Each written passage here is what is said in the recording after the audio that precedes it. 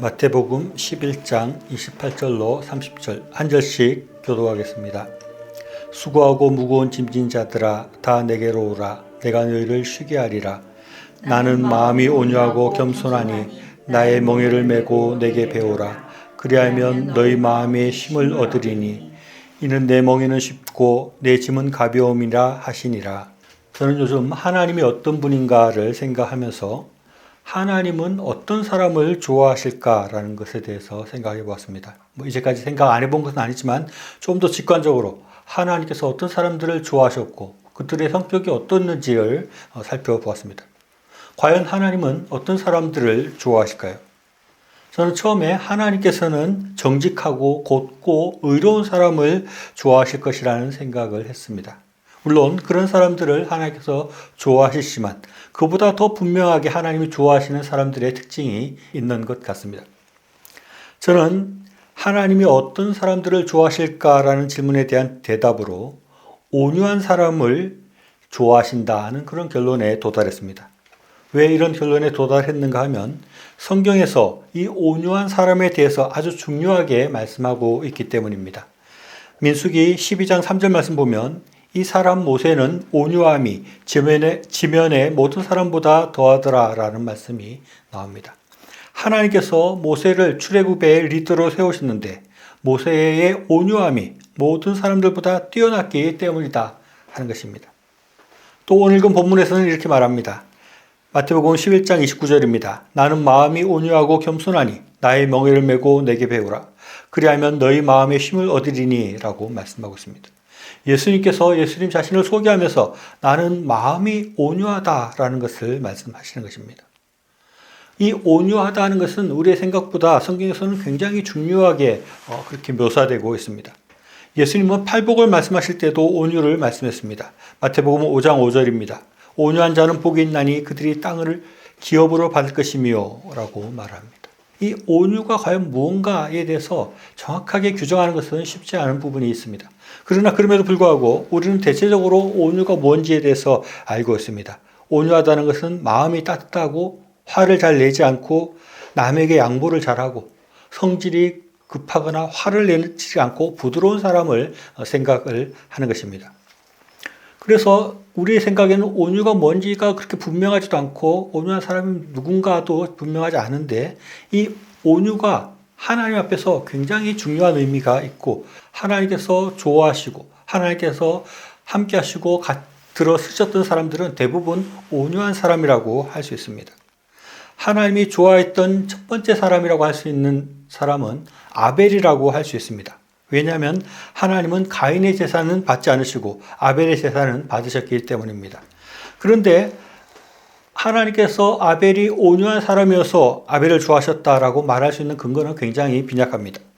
성경에서는 아벨이 양으로 제사를 드렸다는 것 외에 거의 아무런 기록이 나오지 않습니다. 신약에서는 아벨을 의인이라고 칭하기도 하고 믿음으로 제사를 드렸다라고 기록했지만 아벨이 온유하다라고는 말하고 있지 않습니다. 그런데 저는 이 아벨이 온유한 사람이었을 것이라는 것을 우리가 충분히 추측할 수 있다고 생각을 합니다. 왜냐하면 아벨과 대비되는 가인이 온유하지 않았기 때문입니다. 성경에 나타난 가인의 모습은 온유와는 정반대의 모습이었기 때문에 하나님께서 가인의 제사를 받지 않았다고 할 수 있다는 것입니다. 반면에 그렇게 대비해서 생각해 본다면 아벨은 온유했기 때문에 그의 제사를 받았다고 추측할 수 있는 것입니다. 창세기 4장 5절 말씀 보면 가인과 그의 제물은 받지 아니한지라 가인이 몹시 분하여 안색이 변하니라고 기록하고 있습니다. 가인은 자신의 제물이 받아들여지지 않게 되자 몹시 분해했다는 것입니다. 그리고 안색이 변했다는 것입니다. 얼굴이 울그락불그락해졌다는 것입니다. 이것은 온유한 모습과는 아주 거리가 먼 것이라고 할 수 있습니다. 또 창세기 4장 8절로 9절에서는 가인이 그의 아우 아벨에게 말하고 그들이 들에 있을 때 가인이 그의 아우 아벨을 쳐 죽이니라. 여호와께서 가인에게 이르시되 내 아우 아벨이 어디 있느냐? 그가 이르되 내가 알지 못하나이다. 내가 내 아우를 지키는 자니까 라고 기록하고 있습니다. 가인은 아벨을 쳐서 죽였다는 것입니다. 이것은 대표적으로 온유하지 못한 모습이라고 할 수 있습니다. 그리고 하나님께서 아벨이 어디 있냐라고 물어보니까 내가 내 아우를 지키는 자입니까? 라고 하나님께서 대들듯이 말하는 것입니다. 이것은 온유한 모습이 결코 아닙니다. 이런 가인의 온유하지 않은 모습은 그가 재물을 거부되고 난 다음에 나타나긴 했지만 원래 그가 온유하지 않은 그런 성격이고 그런 모습이었다고 우리가 유추해 볼 수 있다는 것입니다. 그래서 하나님께서는 온유한 아벨의 제사를 받으시고 이렇게 온유하지 못한 가인은 하나님께서 그의 제사를 받지 않고 그를 받아들이지 않았다는 것입니다. 이와 비슷한 예가 성경에 또 나오는데 그것은 야곱과 에서입니다. 사실 성경 기록만 보면 야곱이 에서보다 훨씬 나쁜 사람이었습니다. 야곱과 에서는 쌍둥이였는데 에서가 먼저 나오고 야곱이 에서의 발 뒤꿈치를 붙들고 나왔습니다. 그의 동시에 나왔지만 그래도 에서가 형이기 때문에 장자가 되어야 하는데 야곱은 계속해서 그 에서의 장자 자리를 빼앗으려고 합니다. 에서는 사냥꾼이었고 야곱은 집에서 주로 지냈는데 야곱이 죽을 쓰고 있는데 마침 에서가 사냥을 갔다가 돌아왔는지 들에서 돌아왔습니다. 아주 심히 피곤해서 그에게 죽을 좀 달라고 말을 했습니다. 그러자 야곱이 나에게 장자의 명분을 넘기면 내가 죽을 주겠다라고 말을 합니다. 에서가 장자의 명분을 쉽게 여기고 주간 그릇에 그 명분을 판 것도 잘못되었지만 배고파 죽겠다고 하는 형에게 장자의 명분을 빼앗는 그런 야곱의 모습은 너무나 간악하고 너무나 또 야비한 그런 모습이라고 할 수 있습니다. 그리고 이 야곱은 아버지를 속여서 자기가 형인 것처럼 에서인 것처럼 변장을 해서 장자의 축복도 빼앗게 되는 것입니다. 야곱은 이렇게 악한 사람이었는데 하나님은 이 악한 야곱을 택하고 이 야곱을 좋아하시는 것입니다. 여기에도 온유함이 관계가 됩니다.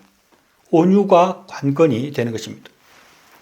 에서의 성격에 대해서 성경에서 자세히 언급하고 있지는 않지만 야곱에게 에서가 장자권을 빼앗기고 장자의 축복을 빼앗긴 다음에 아주 크게 분노하는 모습을 보여줍니다. 에서가 분노한 모습을 본 어머니 리브가는 자신의 오빠가 있는 곳으로 야곱을 피하게 하는 것입니다.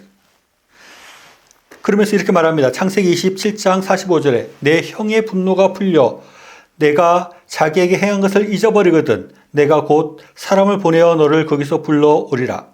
어찌 하루에 너희 둘을 이르랴 라고 말하고 있습니다. 에서의 분노가 너무 심해서 야곱을 죽일 정도였다는 것입니다. 실제로 에서는 야곱을 죽일 마음을 가졌습니다. 이 역시 온유함과는 정반대의 모습이라고 할 수 있습니다. 그리고 이 에서의 분노는 쉽게 풀리지 않았습니다.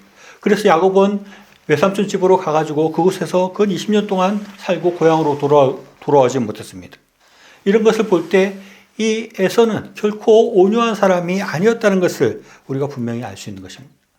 반면에 야곱은 굉장히 관교하고 악한 면이 있지만 온유한 사람이라고 할 수 있습니다.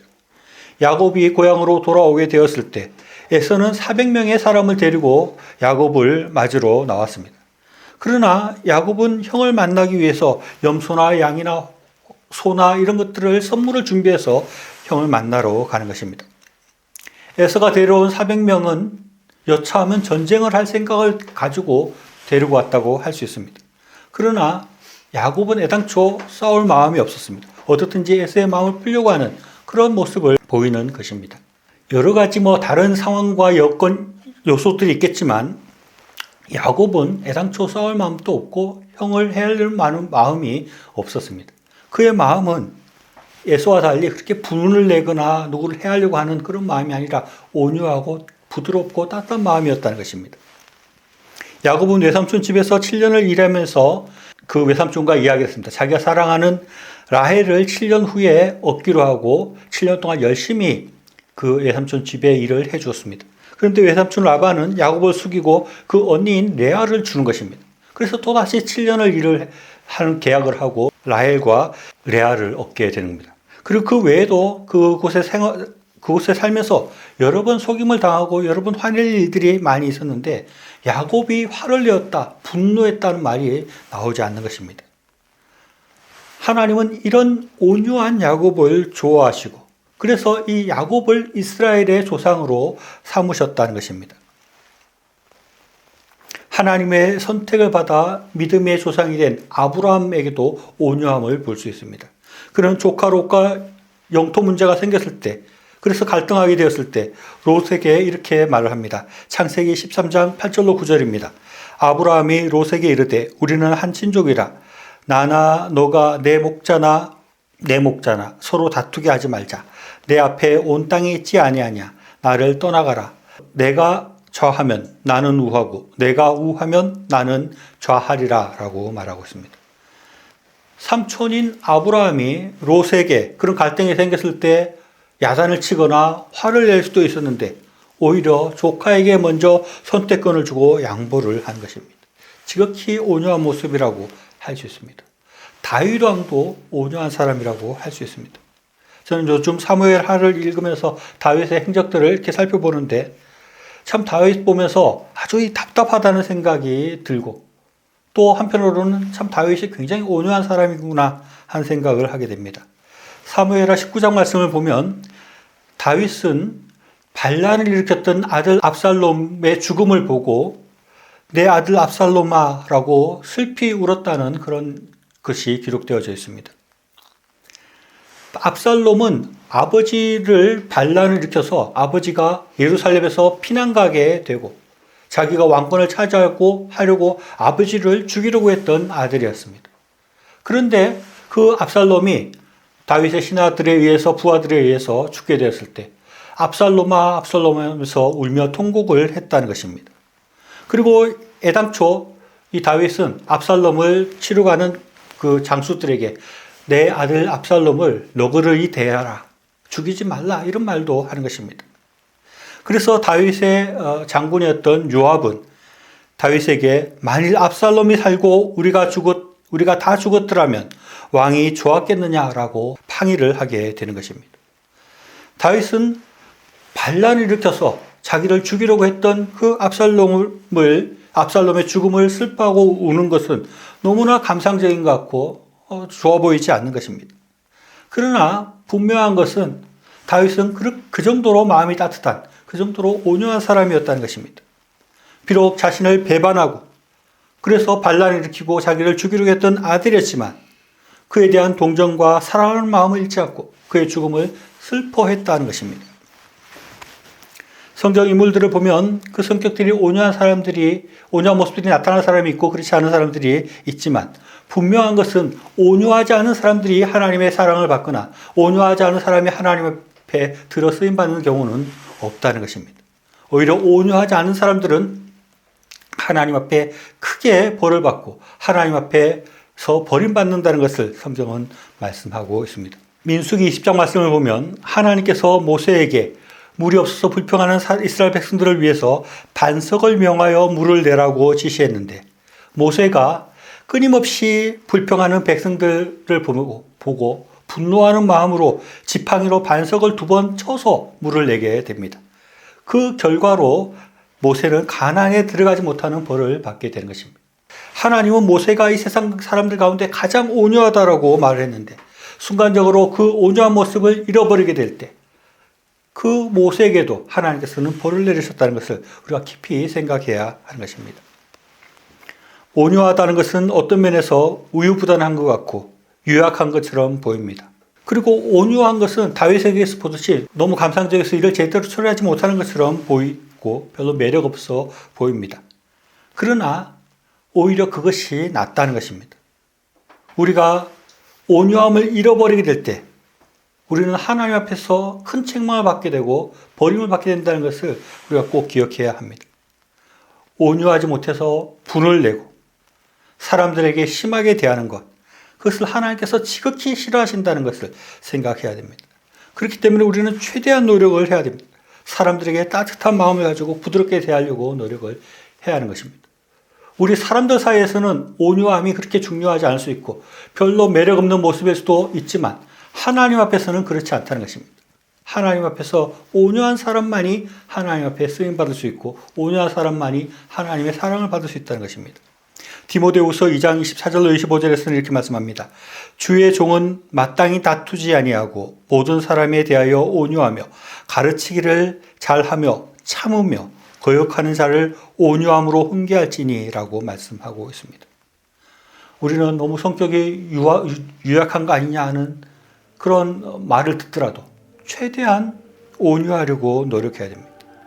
하나님 앞에 그 온유가 얼마나 중요한 것임을 생각하고 사람이 왜 이렇게 물러터졌냐 이런 소리를 듣는다 할지라도 하나님의 책망을 받는 것보다는 훨씬 나은 것입니다. 우리는 모든 사람들에게 온유한 마음으로 다른 이웃들을 섬기며 사랑함으로 하나님의 인정을 받고 하나님의 사랑을 받는 저희들의 삶이 될 수 있기를 바랍니다.